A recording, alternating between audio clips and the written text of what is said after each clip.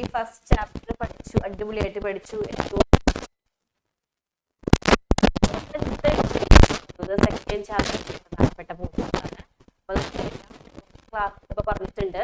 Second chapter എന്ന് പറഞ്ഞാൽ ഒരുപാട് പോർഷൻ ഉണ്ട് അല്ലെ. അപ്പൊ അത് നമുക്ക് ഒരുപാട് ക്വസ്റ്റ്യൻസ് ചോദിക്കാൻ ചാൻസ് ഉള്ള. ഫസ്റ്റ് ചാപ്റ്ററിനെ വെച്ച് കമ്പയർ ചെയ്ത് നോക്കുകയാണെങ്കിൽ സെക്കൻഡ് ചാപ്റ്ററിൽ നിന്ന് ഒരുപാട് ക്വസ്റ്റ്യൻസ് ചോദിക്കാനുള്ള ചാൻസ് ഉണ്ട്. പ്രധാനപ്പെട്ട ഒരുപാട് പോർഷൻസ് ഉണ്ട്, എസ്സേ ചോദിക്കാൻ പറ്റിയ പോർഷൻസ് ഉണ്ട്. അപ്പൊ നമ്മൾ സെക്കൻഡ് ചാപ്റ്ററിൽ നിന്ന് പറയുന്ന ക്ലാസ് ശ്രദ്ധിച്ച് കേൾക്കാം. ഈ പ്രധാനപ്പെട്ട ടോപ്പിക്സ് ഒക്കെ നന്നായിട്ട് പഠിക്കാം. ഓക്കെ, അപ്പൊ സെക്കൻഡ് ചാപ്റ്ററിൽ നമ്മൾ എന്താ പഠിക്കാൻ പോകുന്നത്? ഫോംസ് ഓഫ് ബിസിനസ് ഓർഗനൈസേഷൻ എല്ലാം ചെയ്യാം. നമ്മൾ ഫോംസ് പഠിക്കുന്നുണ്ട്, നിങ്ങൾക്ക് അറിയാം അല്ലെ.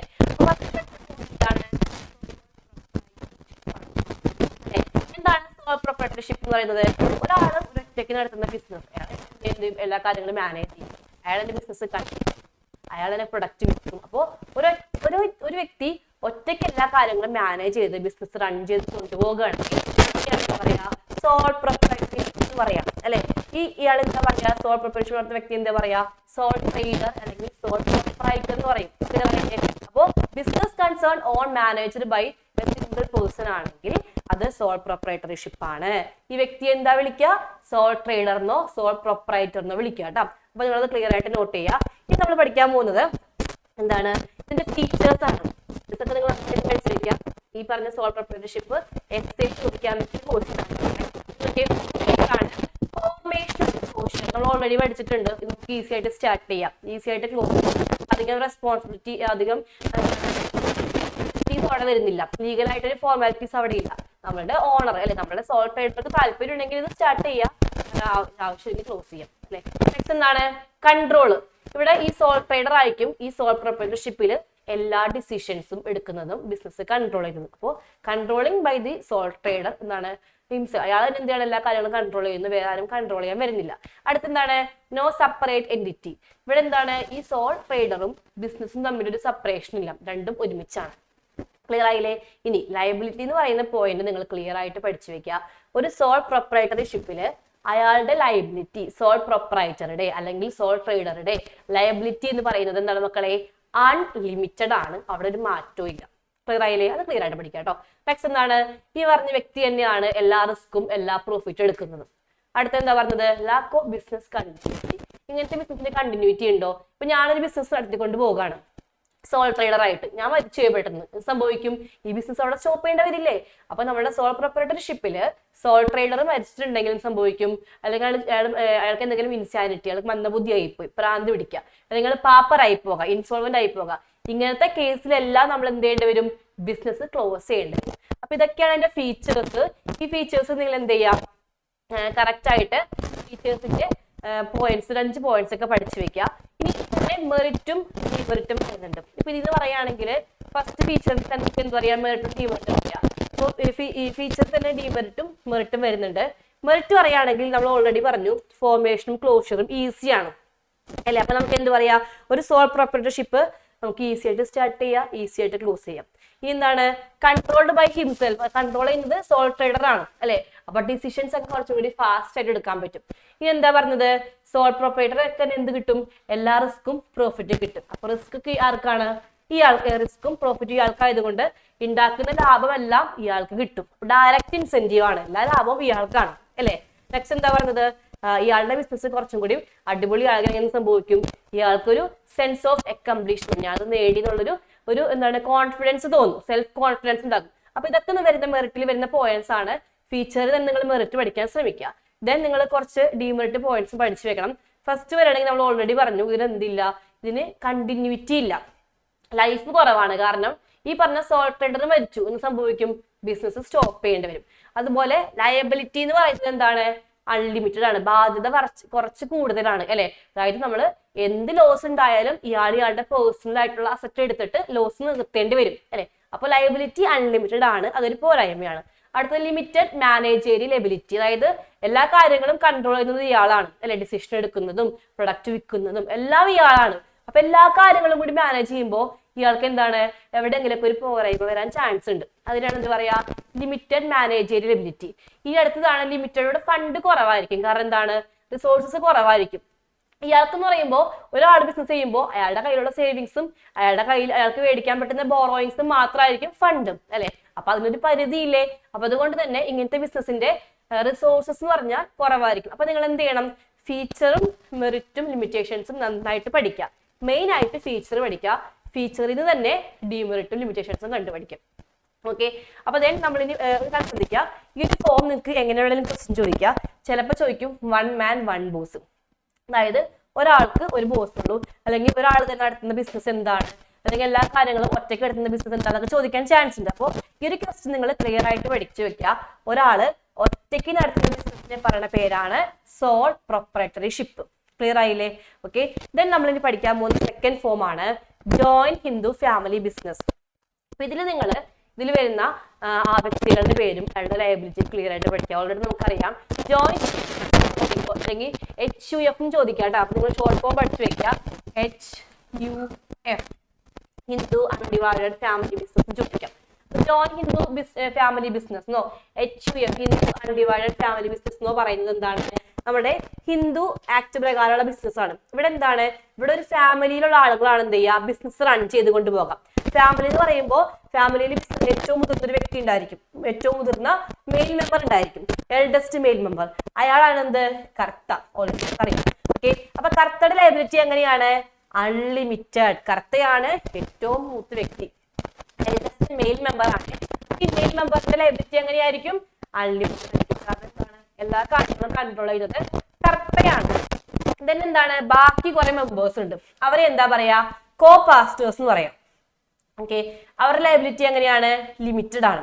അപ്പോ ഈ കർത്തയും ബാക്കിയുള്ള കോ പാർട്ട്നേഴ്സും കൂടിയാണ് ഈ ബിസിനസ് റൺ ചെയ്ത് കൊണ്ടുപോകാം. ക്ലിയർ ആയില്ലേ? അപ്പൊ ഇതൊക്കെ നിങ്ങൾ ക്ലിയർ ആയി എന്താണ് ജോയിന്റ് ഹിന്ദു ഫാമിലി ബിസിനസ് എന്നും അവിടെ കർത്ത ആരാണെന്നും കോ പാർട്ട്നേഴ്സ് ആരാണെന്നും അവരുടെ ലയബിലിറ്റി എന്താണെന്ന് പഠിച്ചു വെക്കുക. പിന്നെ ബിസിനസ് നടത്താൻ എനിക്ക് എന്താ വേണ്ടത്?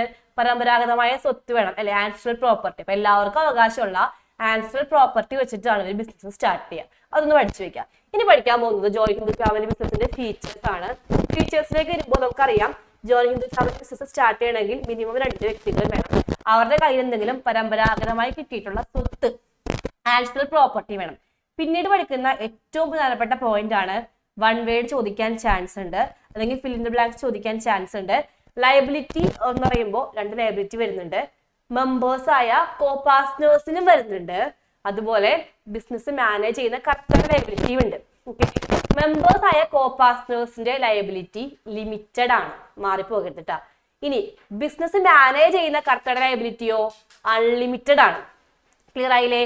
ഇനി ബിസിനസിന്റെ കൺട്രോൾ എങ്ങനെയാണ്? ഈ പറഞ്ഞ HUF-ല് എല്ലാ ഡിസിഷൻസ് എടുക്കുന്നതും ബിസിനസ് കൺട്രോൾ ചെയ്യുന്നത് ആരാണ് മക്കളെ? കർത്തയാണ്. ഓക്കെ, നെക്സ്റ്റ് ബിസിനസിന്റെ കണ്ടിന്യൂറ്റി എങ്ങനെയാണ്? ബിസിനസ് കൺട്രോൾ ചെയ്യുന്നത് കർത്തയാണ് അല്ലെ. അപ്പൊ കർത്ത മരിച്ചെന്ന് സംഭവിക്കും? കർത്ത മരിക്കുകയാണെങ്കിലോ അല്ലെങ്കിൽ കർത്തക്ക് എന്തെങ്കിലും അസുഖം വരികയാണെങ്കിലോ അടുത്ത എൽഡസ്റ്റ് മെയിൽ മെമ്പർ കർത്തയാകും. നെക്സ്റ്റ് എൽഡസ്റ്റ് മെയിൽ മെമ്പർ കർത്തയാകും. അപ്പൊ കണ്ടിന്യൂറ്റി അവിടെ ഉണ്ട്. അടുത്ത ഏറ്റവും വലിയ പ്രത്യേകതയാണ് ചിലപ്പോൾ ചോദിക്കാം, നമ്മുടെ ഇവിടുത്തെ മെമ്പർഷിപ്പ് എങ്ങനെയാണ്? ആ പർട്ടിക്കുലർ ഫാമിലിയിൽ നമ്മൾ ജനിച്ചാൽ മെമ്പർഷിപ്പ് കിട്ടും. ഓക്കെ, 3 സക്സസീവ് ജനറേഷനിലേക്കാണ് മെമ്പർഷിപ്പ് പോകാം. ഓക്കെ, അപ്പൊ 3 തലമുറ വരെ മെമ്പർഷിപ്പ് ഉണ്ട്.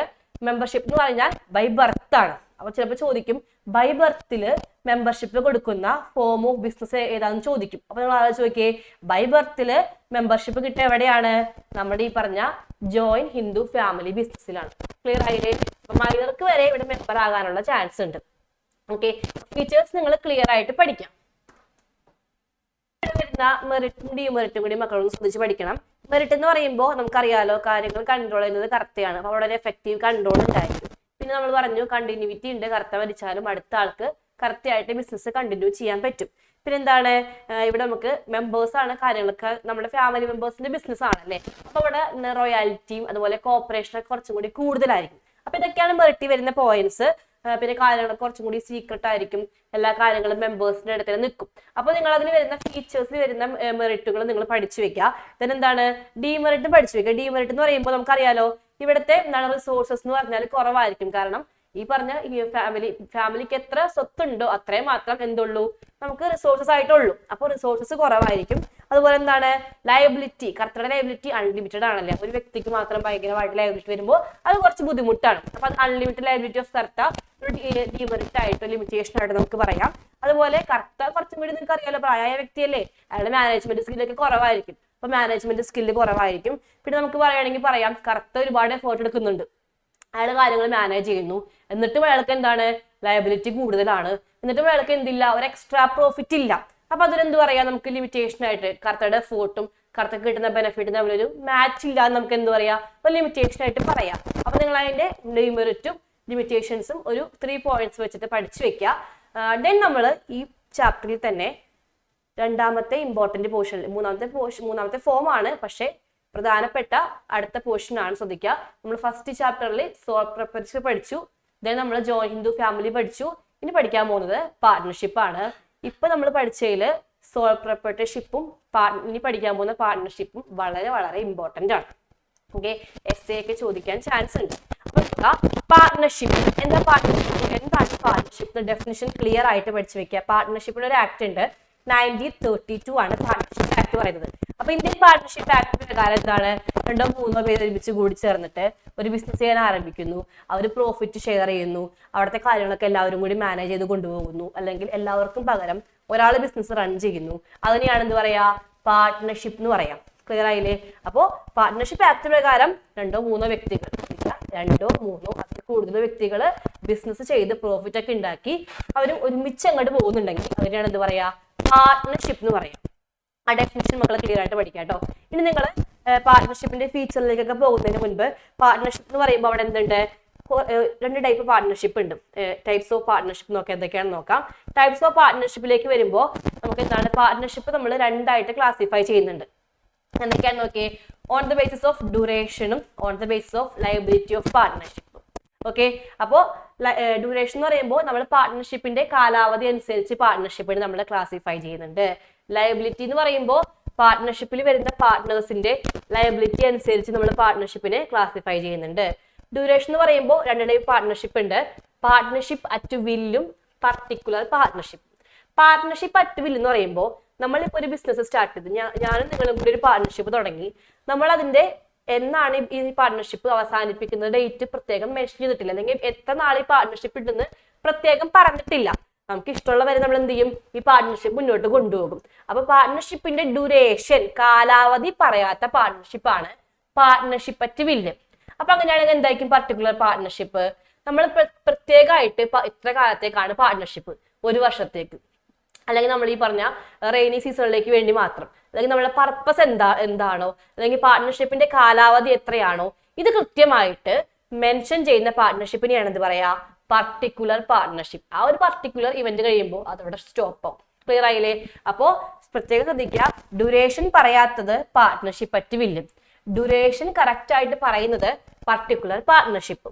ഇനി നമ്മൾ ലയബിലിറ്റിയുടെ ബേസിസിൽ നമ്മൾ എന്ത് ചെയ്യുന്നുണ്ട്, 2 പാർട്ട്ണർഷിപ്പ് ഉണ്ട്, ജനറൽ പാർട്ട്ണർഷിപ്പ് ഉണ്ട്, ലിമിറ്റഡ് ലയബിലിറ്റി പാർട്ട്ണർഷിപ്പ് ഉണ്ട്. ജനറൽ എന്ന് പറയുമ്പോൾ നമ്മൾ സാധാരണ കാണുന്ന പാർട്ട്ണർഷിപ്പാണ്. സാധാരണ പാർട്ട്ണർഷിപ്പിൽ എല്ലാ പാർട്ട്നേഴ്സിന്റെയും ലയബിലിറ്റി എങ്ങനെയായിരിക്കും, അൺലിമിറ്റഡ് ആയിരിക്കും. സാധാരണ പാർട്ട്ണർഷിപ്പിൽ എല്ലാ പാർട്ട്നേഴ്സിന്റെ ലയബിലിറ്റി അൺലിമിറ്റഡ് ആയിരിക്കും. ഇനി ലിമിറ്റഡ് ലയബിലിറ്റി എന്ന് പറയുമ്പോൾ അവിടെ ഏതെങ്കിലും ഒരു വ്യക്തി, അറ്റ്ലീസ്റ്റ് ഒരു വ്യക്തിയുടെ എങ്കിലും എന്താണ് ലയബിലിറ്റി അൺലിമിറ്റഡ് ആയിരിക്കും. ബാക്കിയുള്ളവരെല്ലാവരും എങ്ങനെയായിരിക്കും, ലിമിറ്റഡ് ആയിരിക്കും. അതിനെയാണ് എന്ത് പറഞ്ഞ ലിമിറ്റഡ് ലയബിലിറ്റി പാർട്ട്ണർഷിപ്പ്. അപ്പൊ ശ്രദ്ധിച്ചു പഠിക്കുക, ജനറൽ എന്ന് പറയുമ്പോൾ എല്ലാ പാർട്ട്ണറുടെ liability unlimited, limited liability partnership എന്ന് പറയുമ്പോൾ അറ്റ്ലീസ്റ്റ് ഒരു വ്യക്തിയുടെ എങ്കിലും ലയബിലിറ്റി അൺലിമിറ്റഡ്, ബാക്കി എല്ലാവരുടെയും ലിമിറ്റഡ്. അങ്ങനെയാണ് ക്ലാസിഫിക്കേഷൻ വരാം. ഇനി നമ്മൾ പഠിക്കാൻ പോകുന്നത് ഇതിന്റെ ഫീച്ചേഴ്സ് ആണ്, വളരെ പ്രധാനപ്പെട്ട പോയിന്റ്സ് ആണ്. ഫീച്ചേഴ്സ് എന്ന് പറയുമ്പോൾ നമുക്കറിയാലോ എങ്ങനെ ഒരു പാർട്ട്ണർഷിപ്പ് സ്റ്റാർട്ട് ചെയ്യുക, പാർട്ട്ണർഷിപ്പ് ആക്ട് അനുസരിച്ചാണ് പാർട്ട്ണർഷിപ്പ് കാര്യങ്ങളൊക്കെ ചെയ്യുന്നത്. അവിടെ എന്തുണ്ടായിരിക്കണം, മെയിൻ ആയിട്ട് ഒരു എഗ്രിമെന്റ് ഉണ്ടെങ്കിലേ പാർട്ട്ണർഷിപ്പ് സ്റ്റാർട്ട് ചെയ്യാൻ പറ്റുള്ളൂ. ക്ലിയർ ആയില്ലേ?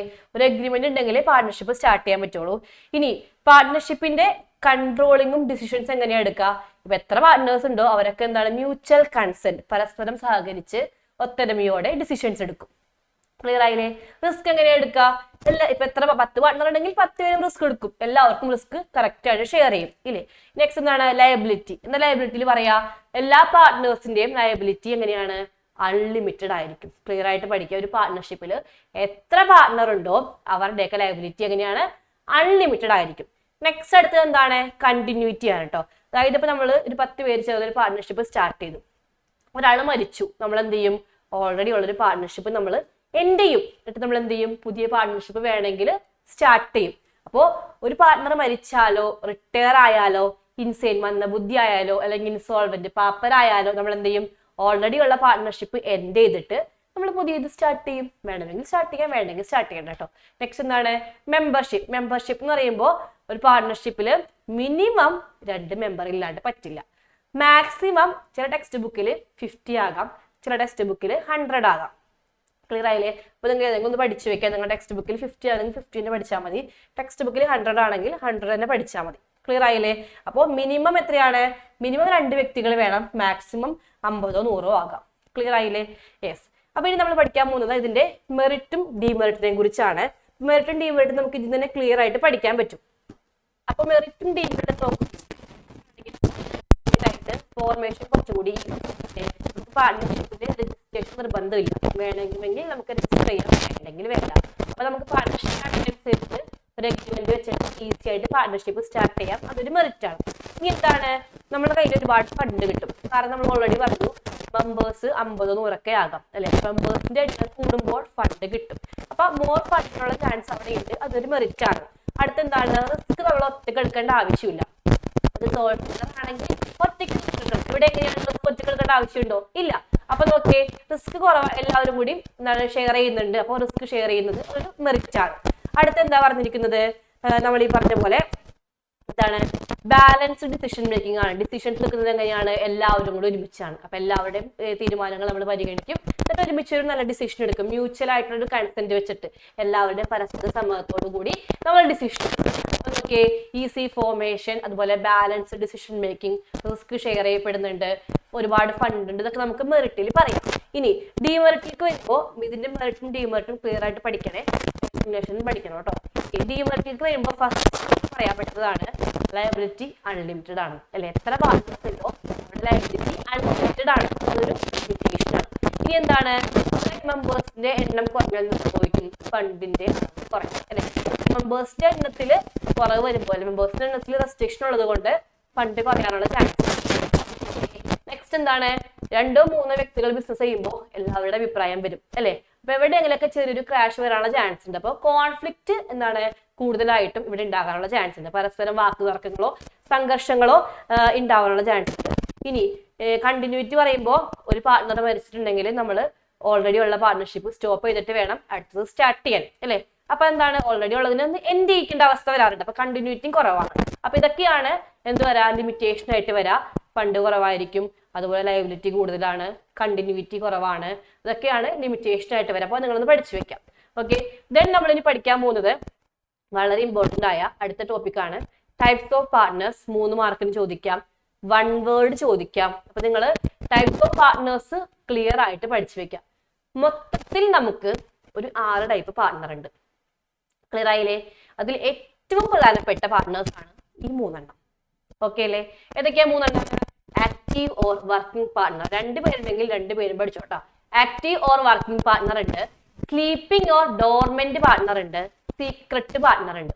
അപ്പൊ നിങ്ങൾക്ക് ഇവിടെ ചിലതൊക്കെ മാറിപ്പോകാൻ ചാൻസ് ഉണ്ട്. അപ്പൊ ക്ലിയർ ആയിട്ട് പഠിച്ചില്ലെങ്കിൽ 1 വേർഡ് ഇപ്പൊ തെറ്റിപ്പോകും. ആക്റ്റീവ് ഓർ വർക്കിംഗ് പാർട്ട്ണർ വെച്ചിട്ടുണ്ടെങ്കിൽ നമ്മൾ എല്ലാ കാര്യങ്ങളും ആക്റ്റീവ് ആയിരിക്കും. അതായത് മാനേജ്മെന്റിൽ അടിപൊളിയായിട്ട് പാർട്ടിസിപ്പേറ്റ് ചെയ്യും, ക്യാപിറ്റൽ കൊണ്ടുവരും, പ്രോഫിറ്റും ലോസും ഷെയർ ചെയ്യാൻ വരും. അങ്ങനത്തെ പാർട്ട്ണർ ആണ് ആക്റ്റീവ് പാർട്ട്ണർ. അയാൾ എപ്പോഴും വർക്കിംഗ് ആയിരിക്കും. ക്ലിയർ ആയില്ലേ? ഇനി സ്ലീപ്പിംഗ് പാർട്ട്ണർ വെച്ചാൽ അയാൾ മാനേജ്മെന്റിൽ പാർട്ടിസിപ്പേറ്റ് ചെയ്യത്തില്ല, മാനേജ്മെന്റിൽ അയാൾക്ക് വലിയ പാർട്ടിസിപ്പേഷൻ ഇല്ല, പക്ഷെ ക്യാപിറ്റൽ ഇറക്കും, പ്രോഫിറ്റും ലോസും ഷെയർ ചെയ്യാൻ വരും. ഇതാണ് എന്ത്? ഈ പറഞ്ഞ സ്ലീപ്പിംഗ് പാർട്ട്ണർ.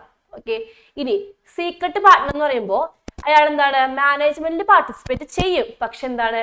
സീക്രട്ട് ആയിട്ട് ആരോടും അറിയിക്കാതെ, ഇപ്പൊ പുറത്തുള്ള പബ്ലിക്കിനെ അറിയിക്കാതെ ആ പാർട്ട്ണർഷിപ്പ് ഫേമിൽ തന്നെ, പാർട്ട്ണർഷിപ്പിന്റെ ആ സ്ഥാപനത്തിൽ തന്നെ സീക്രട്ട് ആയിട്ട് മാനേജ്മെന്റിൽ പാർട്ടിസിപ്പേറ്റ് ചെയ്യും. അപ്പൊ ഇയാൾ മാനേജ്മെന്റിൽ പാർട്ടിസിപ്പേറ്റ് ചെയ്യുന്ന കാര്യം പുറത്താരും അറിയാൻ പാടില്ല കേട്ടോ, സീക്രട്ട് ആയിട്ട് പാർട്ടിസിപ്പേറ്റ് ചെയ്യും. ഇനി ഇയാൾ ക്യാപിറ്റലിൽ കോൺട്രിബ്യൂട്ട് ചെയ്യും, പ്രോഫിറ്റും ലോസും ഷെയർ ചെയ്യാൻ വരും.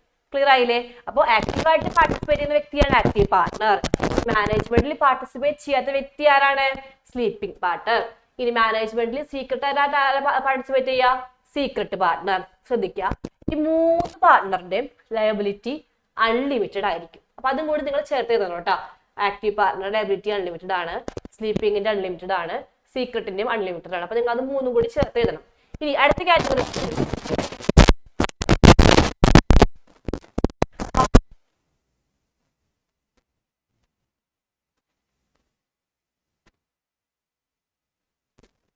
മാനേജ്മെന്റിൽ പാർട്ടിസിപ്പേറ്റ് ചെയ്യില്ല, പ്രോഫിറ്റും ലോസും ഷെയർ ചെയ്യാൻ വരില്ല. പക്ഷെ അയാൾ എന്ത് ചെയ്യും? പാർട്ട്ണർഷിപ്പിന്റെ ബെനിഫിറ്റിന് വേണ്ടി ഉപയോഗിക്കേണ്ടി വരും. അപ്പൊ നോക്കിയേ, ജസ്റ്റ് ഒരു നെയിം മാത്രം, അയാളുടെ ഒരു പേര് മാത്രം പാർട്ട്ണർഷിപ്പിന്റെ ബെനിഫിറ്റിന് വേണ്ടി യൂസ് ചെയ്യാൻ തരുന്ന പാർട്ട്ണറിന് നമുക്ക് എന്ത് പറയാം? നോമിനൽ. നെയിം നോമിനൽ എന്ന് പഠിക്കാം. നെയിം നോമിനൽ എന്ന് പഠിക്കാം. നോമിനൽ പാർട്ട്ണറാണ്. ഓക്കെ, ഇനി അടുത്തതാണ് partner by estoppel. Partner by estoppel എന്ന് വെച്ചിട്ടുണ്ടെങ്കിൽ അയാൾ എന്താണ്?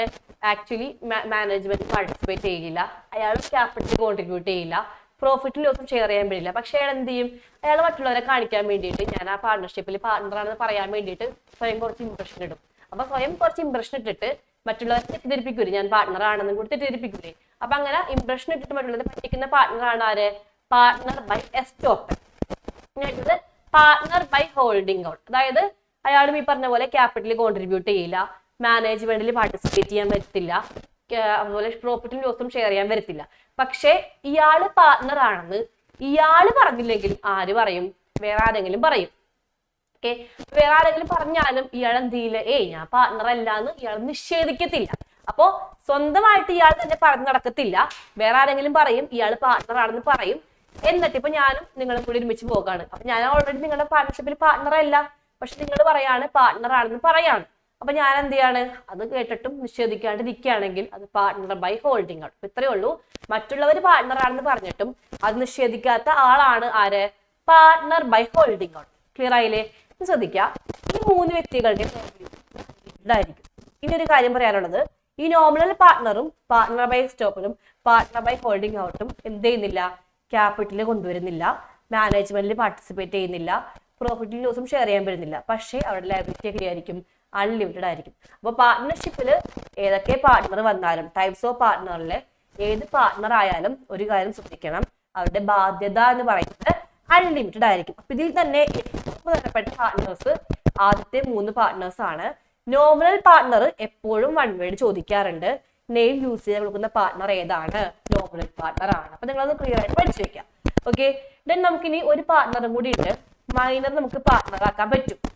അതായത് മറ്റ് പാർട്ട്നേഴ്സിന്റെ കൺസെന്റ് ഉണ്ടെങ്കിൽ നമുക്ക് എന്ത് ചെയ്യാം? നമുക്ക് പാർട്ട്ണർഷിപ്പിലേക്ക് കൊണ്ടുവരാൻ പറ്റും. അപ്പൊ അതുകൊണ്ട് നിങ്ങൾക്ക് മനസ്സിലാക്കി വെക്കാം. ഓക്കെ, പിന്നെ മൈനർ പാർട്ട്ണർ ആക്കുമ്പോൾ നമ്മൾ ശ്രദ്ധിക്കുക, മൈനർക്ക് എന്താണ്? മാനേജ്മെന്റിൽ പാർട്ടിസിപ്പേറ്റ് ചെയ്യാൻ പറ്റില്ല, കാരണം അയാൾ പ്രായപൂർത്തി ആയിട്ടില്ലല്ലോ, 18 വയസ്സായിട്ടില്ലല്ലോ. പിന്നെന്താണ്? ക്യാപിറ്റൽ കൊണ്ടുവരണം. പിന്നെന്താണ്? ലയബിലിറ്റി ലിമിറ്റഡ് ആയിരിക്കും. അപ്പൊ നിങ്ങൾ മൈനറിന്റെ കേസിൽ ചിലപ്പോൾ ചോദിക്കാൻ ചാൻസ് ഉണ്ട്, ഒരു മൈനർ പാർട്ട്ണറുടെ റൈറ്റ് ചാൻസ്. അപ്പൊ നിങ്ങൾ എഴുതിക്കുക, മൈനർ ആണെങ്കിൽ മാനേജ്മെന്റിൽ പാർട്ടിസിപ്പേറ്റ് ചെയ്യണ്ട, ക്യാപിറ്റൽ കോൺട്രിബ്യൂട്ട് ചെയ്യണം, പിന്നെ എന്താണ്? പ്രോഫിറ്റും ലോസും ഷെയർ ചെയ്യപ്പെടുന്നുണ്ട്, പക്ഷേ ലയബിലിറ്റി ലിമിറ്റഡ് ആണ്. അൺലിമിറ്റഡ് അല്ലാട്ട് ലിമിറ്റഡ് ആണ്. അത് പഠിച്ചു വെച്ചേക്കാം. ഇതാണ് നമ്മുടെ മൈനറുടെ റൈറ്റുകൾ. ഇനി നമ്മൾ ഈ ചാപ്റ്ററിൽ തന്നെ ചോദിക്കാൻ ചാൻസ് ഉള്ള പാർട്ട്ണർഷിപ്പ് ഡീഡും അതിന്റെ കണ്ടന്റും 5 മാർക്കിന് ചോദിക്കാം. നമ്മൾ ഓൾറെഡി പറഞ്ഞു മക്കളെ, പാർട്ട്ണർഷിപ്പ് എന്ന് പറയുമ്പോൾ അവിടെ എഗ്രിമെന്റ് ഉണ്ട് അല്ലേ? എഗ്രിമെന്റ് എങ്ങനെയാകാം? ഉറപ്പിക്കാം, അല്ലെങ്കിൽ എഴുതി തയ്യാറാക്കാം. ഓക്കെ, അപ്പൊ റിട്ടേൺ ഫോർമാറ്റിലുള്ള പാർട്ട്ണർഷിപ്പ് എഗ്രിമെന്റ് എന്ത് പറയാം? നമുക്ക് പാർട്ട്ണർഷിപ്പ് ഡീഡ് എന്ന് പറയാം. ക്ലിയർ ആയില്ലേ? അപ്പൊ ഇതിലെന്ത് പറയും? പാർട്ട്ണർഷിപ്പിന്റെ ടേംസ് ആൻഡ് കണ്ടീഷൻസ് പറയും. അതായത് പാർട്ട്ണർഷിപ്പ് എന്തിന് സ്റ്റാർട്ട് ചെയ്തു, അതിന്റെ കണ്ടീഷൻ എന്തൊക്കെയാണ്, ഇതൊക്കെ കൃത്യമായിട്ട് പാർട്ട്ണർഷിപ്പ് ഡീഡിൽ പറയും. ഓക്കെ, ഈ പാർട്ട്ണർഷിപ്പ് ഡീഡ് നമുക്ക് എന്ത് പറയാം? ആർട്ടിക്കിൾസ് ഓഫ് പാർട്ട്ണർഷിപ്പ് എന്ന് കൂടി പറയാം. അപ്പൊ നിങ്ങൾ ഓർത്ത് വെക്കുക, പാർട്ട്ണർഷിപ്പ് ഡീഡ് എന്താ പറയുന്നത്? ആർട്ടിക്കിൾസ് ഓഫ് പാർട്ട്ണർഷിപ്പ് പറയും. ക്ലിയർ ആയില്ലേ? പാർട്ട്ണർഷിപ്പ് ഡീഡിൽ കുറച്ച് കണ്ടന്റ് പറയുന്നത് എന്തൊക്കെയാണ്? നെയിം ഓഫ് ദി ഫേം, നമ്മൾ തുടങ്ങാൻ പോകുന്ന പാർട്ട്ണർഷിപ്പ് ഫേമിന്റെ പേരെന്താണ്, പാർട്ട്നേഴ്സിന്റെ നെയിമും അഡ്രസ്സും എങ്ങനെയാണ്, ലൊക്കേഷൻ എന്താണ്, പാർട്ട്ണർഷിപ്പ് എവിടെയാണ്, പാർട്ട്ണർഷിപ്പ് ഫേമിന്റെ ലൊക്കേഷൻ എവിടെയാണ്, ഡ്യൂറേഷൻ ഓഫ് ബിസിനസ്, എത്ര കാലത്തേക്കാണ് ബിസിനസ്, ഓരോ പാർട്ട്ണർ കൊണ്ടുവന്ന ക്യാപിറ്റൽ എത്രയാണ്, പ്രോഫിറ്റ് ഷെയറിംഗ് റേഷ്യോ എങ്ങനെയാണ്, ഓരോ പാർട്ട്ണറുടെയും ഡ്യൂട്ടിയും റൈറ്റ്സ് ഒക്കെ എങ്ങനെയാണ്, അതുപോലെ ഓരോ പാർട്ട്ണറുടെയും സാലറി എങ്ങനെയാണ്. അപ്പോൾ ഇങ്ങനത്തെ കുറച്ച് കാര്യങ്ങളാണെന്ന് പറയാ പാർട്ട്ണർഷിപ്പ് ഡീഡിൽ പറയാം. അപ്പൊ നിങ്ങൾ എന്താണ് പാർട്ട്ണർഷിപ്പ് ഡീഡ് എന്ന് കൃത്യമായിട്ട് പഠിക്കുക. റിട്ടേൺ ഡോക്യുമെന്റ് ആണ്, അല്ലെങ്കിൽ പാർട്ട്ണർഷിപ്പിന്റെ റിട്ടേൺ എഗ്രിമെന്റിനെയാണ് പാർട്ട്ണർഷിപ്പ് ഡീഡ് എന്ന് പറയാം. അവിടെ പാർട്ട്ണർഷിപ്പിന്റെ ടേംസ് ആൻഡ് കണ്ടീഷൻസ് സ്പെസിഫൈ ചെയ്യും. അതിന് വരുന്ന ഒരു കണ്ടന്റ് മിനിമം ഒരു 5 പോയിന്റിൽ പഠിച്ചു വെക്കണം. കാരണം 5 മാർക്കിന് ക്വസ്റ്റ്യൻ ചോദിക്കാൻ ചാൻസ് ഉണ്ട്.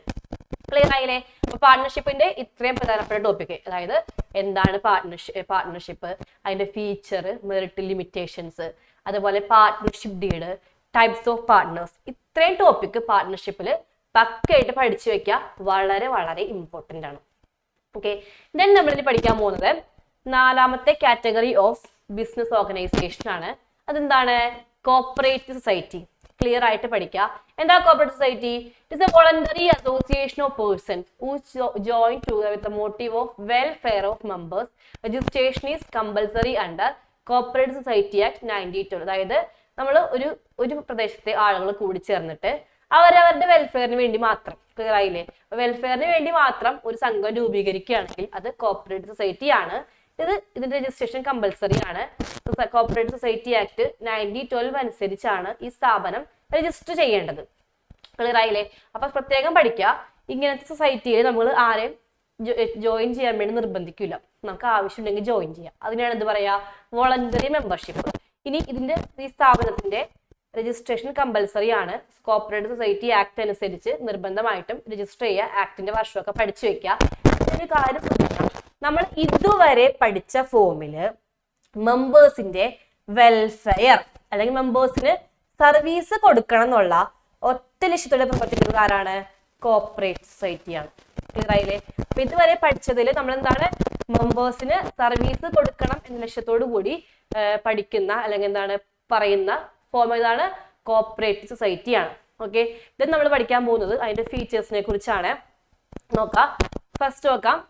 ഫസ്റ്റ് പറയുകയാണെങ്കിൽ വോളണ്ടറി മെമ്പർഷിപ്പ്, ഫ്രീ ആയിട്ട് ജോയിൻ ചെയ്യുക, എപ്പോൾ വേണമെങ്കിലും തിരിച്ചു പോരാ. ഇനി എന്താണ്? Legal status. പ്രത്യേകം ശ്രദ്ധിക്കുക, ഒരു കോർപ്പറേറ്റ് സൊസൈറ്റിയുടെ രജിസ്ട്രേഷൻ കമ്പൽസറി ആണ്. ഇനി ലയബിലിറ്റി, അവിടെയുള്ള എല്ലാ മെമ്പേഴ്സിന്റെ ലയബിലിറ്റി എങ്ങനെയായിരിക്കും? ലിമിറ്റഡ് ആയിരിക്കും. ഇനി ശ്രദ്ധിക്കേണ്ട കാര്യം, ഈ പറഞ്ഞ കോർപ്പറേറ്റ് സൊസൈറ്റിയിൽ എത്ര മെമ്പർ ഉണ്ടെങ്കിലും അവരെല്ലാവരും കൂടി കാര്യങ്ങൾ മാനേജ് ചെയ്യില്ല. നമ്മൾ എന്ത് ചെയ്യും? ഇപ്പൊ സൊസൈറ്റിയിൽ ഒരു 12 മെമ്പർ ഉണ്ടെന്ന് വിചാരിക്കാം. നമ്മൾ അതിൽ നിന്ന് കുറച്ച് പേരെ, 4 പേരെയൊക്കെ നമ്മൾ എന്ത് ചെയ്യും? ബിസിനസ് കാര്യങ്ങൾ മാനേജ് ചെയ്യാൻ വേണ്ടിയിട്ട് സെലക്ട് ചെയ്യും. അപ്പൊ ഇവരെ സെലക്ട് ചെയ്യുന്ന പരിപാടിന് പറയുന്ന പേരാണ് എന്താണ്? Managing committee. അപ്പോൾ ഈ മൊത്തം മെമ്പേഴ്സിൽ നിന്ന് കാര്യങ്ങൾ മാനേജ് ചെയ്യാൻ വേണ്ടി നമ്മൾ കുറച്ചുപേരെ സെലക്ട് ചെയ്യും. അതിനെന്താ പറയാ? Managing committee. അവരെങ്ങനെ സെലക്ട് ചെയ്യാ? വോട്ടിംഗ് വഴി. അപ്പൊ ഓരോ മെമ്പേഴ്സും ഒരാൾക്ക് ഒരു വോട്ട്, ശ്രദ്ധിക്കാൻ മക്കളെ, ഒരാൾക്ക് ഒരു വോട്ട് എന്ന ലക്ഷ്യത്തോടു കൂടി നമ്മൾ എന്ത് ചെയ്യും? ഈ പറഞ്ഞ മാനേജിങ് കമ്മിറ്റിയിലെ മെമ്പേഴ്സിനെ തിരഞ്ഞെടുക്കും. അപ്പൊ ചിലപ്പോൾ ചോദിക്കും, ഒരാൾക്ക് ഒരു വോട്ട് എന്ന് പറയുന്ന ഫോം ഏതാണ്? പ്രത്യേകം ശ്രദ്ധിക്കുക, ഒരാൾക്ക് ഒരു വോട്ട് എന്ന് പറയുന്നത് കോർപ്പറേറ്റ് സൊസൈറ്റിയാണ്. ക്ലിയർ ആയില്ലേ? അപ്പോ മാനേജ് ചെയ്യുന്ന മെമ്പേഴ്സ് എന്ന് പറയാം? മാനേജിങ് കമ്മിറ്റി എന്ന് പറയാം. നെക്സ്റ്റ് എന്താണ്? Service motive. ഓൾറെഡി പറഞ്ഞു, സർവീസ് മോട്ടീവ് ആയിട്ട് വെക്കുന്ന ഒരൊറ്റ ഫോം ഉള്ളൂ. അതെന്താണ്? കോർപ്പറേറ്റ് സൊസൈറ്റിയാണ്. അവിടെ എത്ര മെമ്പേഴ്സ് ഉണ്ടോ അവർക്ക് സർവീസ് കൊടുക്കാന്നാണ് ഇതിന്റെ ലക്ഷ്യം. ക്ലിയർ ആയോ? ഇനി കണ്ടിന്യൂസ് എക്സിസ്റ്റൻസ് ആണ്. ഒരു 12 മെമ്പർ ഉണ്ട്, ഒരാൾ മരിച്ചു അല്ലെങ്കിൽ ഒരാൾ പോയി, ഒന്നും സംഭവിക്കാൻ പോണില്ല. എന്തുണ്ട്? ആ ഒരു സ്ഥാപനത്തിന് അവിടെ ഒരു എക്സിസ്റ്റൻസ് ഉണ്ട്. നെക്സ്റ്റ് എന്താ പറയുന്നത്? Limited distribution of surplus. അതായത് ഈ സൊസൈറ്റിയുടെ ലാഭമൊക്കെ കുറവായിരിക്കുള്ളൂ. കാരണം എന്താണ്? ഇത് സർവീസ് മോട്ടീവ് ആണ്, പ്രോഫിറ്റിന് വേണ്ടിയിട്ടല്ല, അല്ലെ? അപ്പൊ ഉണ്ടാകുന്ന പ്രോഫിറ്റ് തന്നെ വളരെ കുറവായിരിക്കുള്ളൂ.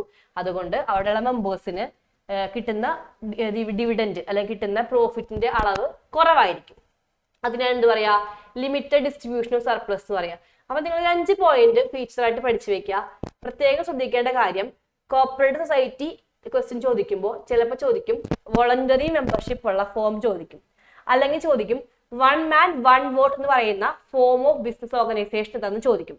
അതല്ലെങ്കിൽ ചോദിക്കും ഒരു കോർപ്പറേറ്റ് സൊസൈറ്റിയിൽ മിനിമം സ്റ്റാർട്ട് ചെയ്യാൻ എത്ര വ്യക്തികൾ വേണമെന്ന് ചോദിക്കും. ശ്രദ്ധിച്ച്, ഒരു കോർപ്പറേറ്റ് സൊസൈറ്റി ആണെങ്കിൽ സ്റ്റാർട്ട് ചെയ്യാൻ വേണ്ടി മിനിമം 10 അഡൾട്ട് പേഴ്സൺസ്, 10 പ്രായപൂർത്തിയായ ആളുകൾ വേണം. ക്ലിയർ ആയില്ലേ? അപ്പൊ അത് ക്ലിയർ ആയിട്ട് പഠിച്ചു വെക്കാം. ഓക്കെ, അതുപോലെ ഇത് സർവീസ് കൊടുക്കലാണ് ഇതിന്റെ ലക്ഷ്യം. വെൽഫെയർ അല്ലെങ്കിൽ സർവീസ് ആണ് ഇതിന്റെ ലക്ഷ്യം. Welfare is the motto, service is the motto. ഏതാണ്? കോർപ്പറേറ്റ് സൊസൈറ്റി ആണ്. അപ്പൊ നിങ്ങൾ അതൊക്കെ ഒന്ന് പഠിച്ചു വെക്കുക. അങ്ങനെയാണ് ഈ ഫോംസിൽ നിന്ന് ക്വസ്റ്റ്യൻ ചോദിക്കാറ്. നെക്സ്റ്റ് നമ്മൾ പഠിക്കാൻ പോകുന്നത് 5 മാർക്കിന് ചോദിക്കാൻ പറ്റിയ ഒരു ക്വസ്റ്റ്യൻ ആണ്. Types of cooperative society. ഇത് നിങ്ങൾ ക്ലിയർ ആയിട്ട് പഠിക്കാം, എക്സ്പ്ലെയിൻ ചെയ്യാൻ പഠിക്കാം. ഇതിന്റെ എയിം എന്താണെന്ന് പഠിക്കാം. ഫസ്റ്റ് എന്താണ് കൺസ്യൂമർ കോപ്പറേറ്റീവ് സൊസൈറ്റി. നമ്മൾ പേരിന് കേട്ട പോലെ തന്നെ അവിടുത്തെ മെമ്പേഴ്സ് എന്ന് പറയുന്നത് കൺസ്യൂമേഴ്സ് ആണ്. കൺസ്യൂമേഴ്സിന് താല്പര്യങ്ങളെ പ്രൊട്ടക്ട് ചെയ്യുക, അതായത് കൺസ്യൂമേഴ്സിന് സാധനങ്ങൾ വില കുറവിൽ കിട്ടാം, മിഡിൽ മെൻസിനെയൊക്കെ മാറ്റിയിട്ട് വില കുറവിൽ കിട്ടാം. അതാണ് എന്ത് കൺസ്യൂമേഴ്സ് കോപ്പറേറ്റീവ് സൊസൈറ്റി. നെക്സ്റ്റ് എന്താണ് പ്രൊഡ്യൂസേഴ്സ് കോപ്പറേറ്റീവ് സൊസൈറ്റി. അതായത് പ്രൊഡ്യൂസേഴ്സ്, സ്മോൾ പ്രൊഡ്യൂസേഴ്സ് ആയിരിക്കും അവിടുത്തെ മെമ്പേഴ്സ് എന്ന് പറയുന്നത്. അവർക്ക് പ്രൊഡക്ഷൻ ചെയ്യാനുള്ള വസ്തുക്കൾ, റോ മെറ്റീരിയൽ ആയിക്കോട്ടെ, അതിനുള്ള മെഷീനറി ആയിക്കോട്ടെ, അതൊക്കെ പൈസ കുറവിൽ കിട്ടാം, റീസണബിൾ ടേംസിൽ കിട്ടാം. ഇതിനടുത്ത് എന്താണ് മാർക്കറ്റിംഗ് കോപ്പറേറ്റീവ് സൊസൈറ്റി. അതായത് നമ്മൾ ഉണ്ടാക്കുന്ന സ്മോൾ പ്രൊഡ്യൂസേഴ്സ് ഉണ്ടാക്കുന്ന പ്രൊഡക്റ്റുകൾ മിഡിൽ മെൻസിന്റെ എക്സ്പ്ലോയിറ്റേഷൻ ഇല്ലാതെ കസ്റ്റമേഴ്സിന് വിറ്റ് ലാഭം ഉണ്ടാക്കുക. അപ്പോൾ ഒരു മിനിമം ലാഭം കിട്ടാൻ വേണ്ടി, ഒരു റീസണബിൾ പ്രോഫിറ്റ് കിട്ടാൻ വേണ്ടി നമ്മളെ സഹായിക്കുന്ന സൊസൈറ്റിയാണ് എന്ത് മാർക്കറ്റിംഗ് കോപ്പറേറ്റീവ് സൊസൈറ്റി. അവരെന്ത് ചെയ്യും ഈ പ്രൊഡ്യൂസേഴ്സിന്റെ പ്രൊഡക്റ്റ് ഒക്കെ എടുത്തിട്ട് വിറ്റ് ലാഭം ഉണ്ടാക്കാൻ വേണ്ടി സഹായിക്കും. ഇനി അടുത്ത് എന്താണ് ഫാമേഴ്സ് കോപ്പറേറ്റീവ് സൊസൈറ്റി. അതായത് ഫാമേഴ്സിന് ഫാമിംഗ് ചെയ്യാനുള്ള എക്യുപ്മെന്റ്സ്, പെസ്റ്റിസൈഡ്സ്, അതുപോലെ ക്വാളിറ്റി ആയിട്ടുള്ള സീഡ്, ഇതൊക്കെ പ്രൊവൈഡ് ചെയ്യുന്ന സൊസൈറ്റിയാണ് ഫാമേഴ്സ് കോപ്പറേറ്റീവ് സൊസൈറ്റി. നെക്സ്റ്റ് എന്താണ് ക്രെഡിറ്റ് കോപ്പറേറ്റീവ് സൊസൈറ്റി. അതായത് നമ്മുടെ തന്നെ മെമ്പേഴ്സ്, ഇപ്പൊ നമ്മൾ 10 പേര് ചേർന്നിട്ട് ഈ ക്രെഡിറ്റ് കോപ്പറേറ്റീവ് സൊസൈറ്റി സ്റ്റാർട്ട് എന്ന് വിചാരിക്കുക. അപ്പോൾ അവരുടെ മെമ്പേഴ്സിന് ലോൺസ് അല്ലെങ്കിൽ എന്താണ് ക്യാഷ് ക്രെഡിറ്റ് ഒക്കെ കുറച്ചും കൂടി ടേംസ് ആൻഡ് കണ്ടീഷൻസ് കുറച്ചും കൂടി ഇളവ് ചെയ്ത് കുറച്ചും കൂടി ലോ റേറ്റ് ഓഫ് ഇൻട്രസ്റ്റിന് മെമ്പേഴ്സിന് ലോൺ കൊടുക്കുന്ന സൊസൈറ്റിയാണ് എന്ത് ക്രെഡിറ്റ് കോപ്പറേറ്റീവ് സൊസൈറ്റി. അപ്പോൾ ഇത്രേ ഉള്ളൂ, മെമ്പേഴ്സിന് പലിശ കുറഞ്ഞ നിരക്കിൽ അല്ലെങ്കിൽ റീസണബിൾ ടേംസ് ആൻഡ് കണ്ടീഷനിൽ ഈ പറഞ്ഞ ലോൺ കൊടുക്കുന്ന സൊസൈറ്റി ഏതാണ് മക്കളെ ക്രെഡിറ്റ് കോപ്പറേറ്റീവ് സൊസൈറ്റിയാണ്. അടുത്തെന്താണ് കോപ്പറേറ്റീവ് ഹൗസിംഗ് സൊസൈറ്റിയാണ്. അതായത് വീട് പണിയാനൊക്കെ നമ്മളെ പാവപ്പെട്ടവർക്കൊക്കെ വീട് പണിയാനൊക്കെ സഹായിക്കുന്ന സൊസൈറ്റിയാണ് കോപ്പറേറ്റീവ് ഹൗസിംഗ് സൊസൈറ്റി. ക്ലിയർ. അപ്പോൾ ടൈപ്സ് സൊസൈറ്റികൾ എന്ത് ചെയ്യുക ക്ലിയർ ആയിട്ട് പഠിച്ചു വെക്കുക. മിനിമം 5 ഉണ്ടെങ്കിലും പഠിക്കണം. ഓക്കെ, അപ്പൊ നമ്മൾ ഈ ഫോമിന്റെ സൊസൈറ്റിയുടെ ഏറ്റവും പ്രധാനപ്പെട്ട പോർഷൻസ് പഠിച്ചു കഴിഞ്ഞിട്ടുണ്ട്.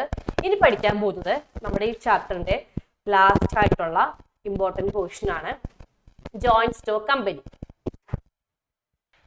അപ്പൊ എന്താണ് ജോയിന്റ് സ്റ്റോക്ക് കമ്പനി എന്ന് നമുക്ക് ക്ലിയർ ആയിട്ട് പഠിച്ചു വെക്കുക. ജോയിന്റ് സ്റ്റോക്ക് കമ്പനി നമുക്ക് എസ് ചോദിക്കാൻ പറ്റിയ പോർഷൻ ആണ്.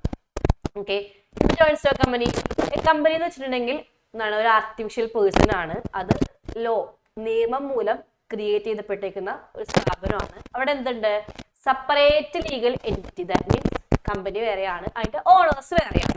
പിന്നെ എന്താ ഉള്ളത് പെർപെച്വൽ സക്സഷൻ, ഒരുപാട് നാളിലേക്ക് കമ്പനി നിലനിൽക്കുന്നുണ്ട്. കോമൺ സീൽ, കമ്പനിക്ക് ഒരു കോമൺ സീൽ ഉണ്ട്. അപ്പോൾ artificial person created by law അല്ലെങ്കിൽ separate legal entity perpetual succession common seal, ഇതാണ് എന്ത് ജോയിന്റ് സ്റ്റോക്ക് കമ്പനി എന്ന് പറയുന്നത്. ജോയിന്റ് സ്റ്റോക്ക് കമ്പനി ആകുമ്പോൾ ഈ കമ്പനിയുടെ രജിസ്ട്രേഷൻ നിർബന്ധമാണ് മക്കളെ. കമ്പനി ആക്ട് പഠിച്ചു വെക്കുക. പുതിയ ആക്ട് 2030 ആണ്. പഴയ ആക്ട് ഏതാണ് 1956 ആണ്. അപ്പോൾ 2030 അനുസരിച്ച് കമ്പനീസ് ആക്ട് 2030 അനുസരിച്ച് രജിസ്റ്റർ ചെയ്തേക്കുന്ന എല്ലാ സ്ഥാപനവും എന്താണ് ജോയിന്റ് സ്റ്റോക്ക് കമ്പനിയാണ്. ക്ലിയറായില്ലേ? അപ്പൊ എന്താ കാര്യങ്ങൾ പഠിച്ചു? ജോയിന്റ് സ്റ്റോക്ക് കമ്പനിക്ക് രജിസ്ട്രേഷൻ കമ്പൽസറി ആണ്. കമ്പനി ആക്ട് 2030 പ്രകാരമാണ് രജിസ്റ്റർ ചെയ്യേണ്ടത്. അതല്ലെങ്കിൽ പ്രീവിയസ് ആക്ട് ആയ 1956 പ്രകാരം രജിസ്റ്റർ ചെയ്താലും കമ്പനിയാകും. ക്ലിയർ ആയില്ലേ? ഇനി നിങ്ങൾ കമ്പനിയിൽ വരുന്ന ഫീച്ചേഴ്സും മെറിറ്റും ഡിമെറിറ്റും ക്ലിയർ ആയിട്ട് പഠിക്കണം. ഫസ്റ്റ് നോക്കിയേ, ഫീച്ചർ എന്ന് പറയുമ്പോൾ നമ്മൾ ഓൾറെഡി അറിയാം ഇതെന്താണ്. നിങ്ങൾ എക്സ്പ്ലനേഷനിൽ പഠിച്ച അതേ കാര്യങ്ങളാണ് ഫീച്ചർ വരുന്നത്. ആർട്ടിഫിഷ്യൽ ഇത് നിയമം മൂലം ക്രിയേറ്റ് ചെയ്യപ്പെട്ടതായതുകൊണ്ട് നിയമം മൂലം വഴി നമുക്ക് അത് വൈൻഡ് അപ്പ് ചെയ്യാൻ പറ്റത്തുള്ളൂ അല്ലെ. അപ്പൊ it is created by law, നമുക്കത് ലോ വഴി തന്നെ എൻഡ് ചെയ്യാൻ പറ്റത്തുള്ളൂ. ഇനി അടുത്ത് എന്താണ് ആർട്ടിഫിഷ്യൽ പേഴ്സൺ. ഓൾറെഡി പറഞ്ഞു ആർട്ടിഫിഷ്യൽ പേഴ്സൺ പറഞ്ഞു ലീഗൽ എൻറ്റിറ്റി. നമുക്ക് ഓൾറെഡി അറിയാം രജിസ്ട്രേഷനുള്ള ഏതൊരു സ്ഥാപനത്തിനും എന്തുണ്ട് ഓണറും ആ സ്ഥാപനവും തമ്മിലൊരു സെപ്പറേഷൻ ഉണ്ട്. ക്ലിയർ ആയില്ലേ? അപ്പോ ഇങ്ങനത്തെ ജോയിന്റ് സ്റ്റോക്ക് കമ്പനിക്ക് എന്തുണ്ട് ഓണറിൽ നിന്ന് പ്രത്യേക എന്താണ് ഒരു എൻറ്റിറ്റി ഫോം ആണ്. ക്ലിയർ ആയില്ലേ? അടുത്തെന്താണ് ഫോർമേഷൻ. നമ്മൾ ഈ പറഞ്ഞ ജോയിന്റ് സ്റ്റോക്ക് കമ്പനി സ്റ്റാർട്ട് ചെയ്യാൻ കുറച്ച് ബുദ്ധിമുട്ടുണ്ട്. കാരണം എന്താണ് അവിടെ കുറച്ച് ലീഗൽ ആയിട്ടുള്ള കുറെ കാര്യങ്ങളുണ്ട്. രജിസ്ട്രേഷൻ കമ്പൽസറി ആണ്, ഇതൊക്കെ പെട്ടെന്ന് നടക്കത്തില്ല. അപ്പൊ ഫോർമേഷൻ എന്താണ് കമ്പനി ആക്ട് അനുസരിച്ച് മാത്രമേ നമുക്ക് ചെയ്യാൻ പറ്റുള്ളൂ. Registration compulsory. ഇനി ഏറ്റവും പ്രധാനപ്പെട്ട പോയിന്റ് ജോയിന്റ് എന്താണ് perpetual succession. That means continuous long ലൈഫാണ്, കണ്ടിന്യൂസ് ആയിട്ടുള്ള എക്സിസ്റ്റൻസ് ആണ്, ലോങ് ലൈഫ് ഉണ്ട്, ഒരുപാട് കാലത്തേക്ക് ബിസിനസ് ഉണ്ട്. നമുക്ക് ലോ വഴിയാണ് ക്രിയേറ്റ് ചെയ്യപ്പെട്ടിരിക്കുന്നത്. അപ്പൊ ലോ വഴി മാത്രം നമുക്ക് എന്ത് ചെയ്യാൻ പറ്റുള്ളൂ, അത് വൈൻഡ് അപ്പ് ചെയ്യാൻ പറ്റത്തുള്ളൂ. ഓക്കെ, നെക്സ്റ്റ് എന്താണ് കൺട്രോൾ. ഈ ജോയിന്റ് സ്റ്റോക്ക് കമ്പനിയുടെ എന്താണ് കൺട്രോൾ, ബിസിനസ് ആരാ കൺട്രോൾ ചെയ്യുക, ബോർഡ് ഓഫ് ഡയറക്ടേഴ്സ്. അപ്പൊ എക്സാമ്പിൾ പറയുകയാണെങ്കിൽ ഒരു ജോയിന്റ് സ്റ്റോക്ക് കമ്പനിയിൽ ഒരുപാട് ഷെയർ ഹോൾഡർ ഉണ്ട്, നമുക്ക് ഓൾറെഡി അറിയാം അല്ലെ, ഒരുപാട് നമ്പർ ഓഫ് ഷെയർ ഹോൾഡേഴ്സ് ഉണ്ട്. ഓക്കെ, അപ്പൊ ഈ പറഞ്ഞ ചിലപ്പോൾ ഒരു 3000 ഷെയർ ഹോൾഡേഴ്സ് ഉണ്ട് എന്നൊക്കെ വിചാരിക്കാം. ഒരു 3000 ഷെയർ ഹോൾഡേഴ്സ് നമ്മുടെ ജോയിന്റ് സ്റ്റോക്ക് കമ്പനിയിൽ ഉണ്ട്. അപ്പൊ ഇവരെല്ലാവരെയും വെച്ചിട്ട് നമുക്ക് ഡിസിഷൻ എടുക്കാൻ പോസിബിൾ ഇല്ല. അപ്പൊ നമ്മൾ എന്ത് ചെയ്യും, ഈ പറഞ്ഞ ഷെയർ ഹോൾഡേഴ്സിൽ നിന്ന് തന്നെ കുറച്ച് ആളുകളെ എന്താകും, ബോർഡ് ഓഫ് ഡയറക്ടേഴ്സ് ആയിട്ട് നിയമിക്കും. അവരാണ് എന്ത് ചെയ്യുക, കാര്യങ്ങൾ കൺട്രോൾ ചെയ്യുക. അപ്പൊ ഇത്രയും പറയുള്ളൂ, ഒരു ജോയിന്റ് സ്റ്റോക്ക് കമ്പനി കൺട്രോൾ ചെയ്യപ്പെടുന്നത് ഷെയർ ഹോൾഡേഴ്സിൽ നിന്ന് തിരഞ്ഞെടുക്കുന്ന ആരാണ്, ബോർഡ് ഓഫ് ഡയറക്ടേഴ്സ് ആണ്. ക്ലിയർ ആയില്ലേ? ഇനി അടുത്ത ലയബിലിറ്റി ആണ്. ഏറ്റവും വലിയ അഡ്വാൻറ്റേജസ് ആണ് എന്ത്, ലയബിലിറ്റി ഓഫ് ഷെയർ ഹോൾഡർ. നമ്മുടെ ജോയിന്റ് സ്റ്റോക്ക് കമ്പനിയിൽ മെമ്പർ ആകാൻ പറ്റുന്ന വ്യക്തികൾ നമ്മൾ എന്താ വിളിക്കുക, ഷെയർ ഹോൾഡർ എന്ന് വിളിക്കും, അല്ലെങ്കിൽ ഓണർ എന്ന് വിളിക്കും അല്ലെ. അപ്പൊ ഷെയർ ഹോൾഡറുടെ അല്ലെങ്കിൽ ഓണറുടെ ലയബിലിറ്റി എന്ന് പറയുന്നത് ലിമിറ്റഡ് ആണ്. ക്ലിയർ ആയില്ലേ? ഇനി അടുത്ത പോയിന്റ് ആണ്, നമ്മുടെ ജോയിന്റ് സ്റ്റോക്ക് കമ്പനിക്ക് എന്തുണ്ട്, ഒരു ഒഫീഷ്യൽ ആയിട്ട് സിഗ്നേച്ചർ ഉണ്ട്. നമുക്ക് എല്ലാവർക്കും സിഗ്നേച്ചർ ഉണ്ട് അല്ലെ, ഇത് ആർട്ടിഫിഷ്യൽ പേഴ്സൺ ആയതുകൊണ്ട് ഇതിനും ഒരു ഒഫീഷ്യൽ സിഗ്നേച്ചർ ഉണ്ട്. അതിനെ പറയുന്ന പേരാണ് കോമൺ സീൽ. അപ്പൊ കോമൺ സീൽ വെക്കാത്ത ഒരു ഡോക്യുമെന്റും കമ്പനി ഇറക്കത്തില്ല. ക്ലിയർ ആയില്ലേ? അപ്പൊ ഇതൊക്കെയാണ് ഫീച്ചേഴ്സ്. ആർട്ടിഫിഷ്യൽ പേഴ്സൺ, സെപ്പറേഷൻ ഉണ്ട്, ഫോർമേഷൻ അണ്ടർ കമ്പനി ആക്ട് അനുസരിച്ചാണ്, പെർപച്വൽ സക്സഷൻ ഉണ്ട്, കൺട്രോൾ എന്നതാണ് ബോർഡ് ഓഫ് ഡയറക്ടേഴ്സ് ആണ്, ലയബിലിറ്റി ലിമിറ്റഡ് ആണ്, കോമൺ സീൽ ഒഫീഷ്യൽ സിഗ്നേച്ചർ ആണ്. അപ്പൊ നിങ്ങൾ ആ ഫീച്ചേഴ്സ് ക്ലിയർ ആയിട്ട് പഠിക്കുക. നിങ്ങൾ പിന്നെ എന്ത് ചെയ്യുക, ഇതിൽ നിന്ന് തന്നെ നിങ്ങൾ എന്ത് പഠിക്കണം, ഇതിന്റെ മെറിറ്റ് പഠിക്കാം. ഫസ്റ്റ് മെറിറ്റ് നമുക്ക് വേണമെങ്കിൽ പറയാം എന്താണ്, ഇതിന്റെ ലയബിലിറ്റി എങ്ങനെയായിരിക്കും, ലയബിലിറ്റി പറയുന്നത് ലിമിറ്റഡ് ആണ്.